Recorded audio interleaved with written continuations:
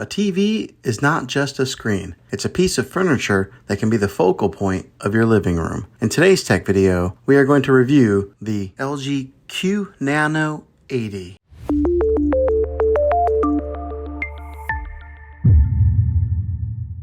A good TV should be able to respond to the needs of the viewers. It should be able to adapt to a variety of settings and environments.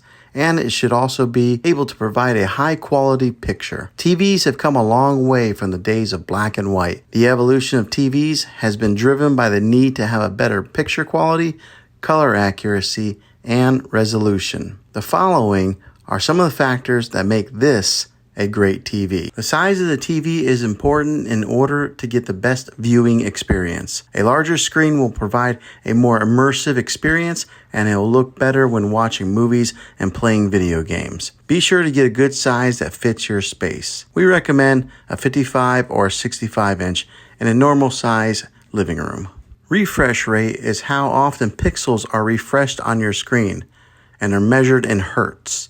The higher the refresh rate, the smoother your video will be. This TV has a very high refresh rate. It also needs to have an excellent display that will show off movies in their full glory and make gaming as eye-catching as possible. When it comes to resolution, it refers to how many pixels that are on your screen and determines how clear everything appears on your screen. With this TV having a higher resolution, it will make colors appear brighter and images sharper. It needs to look good.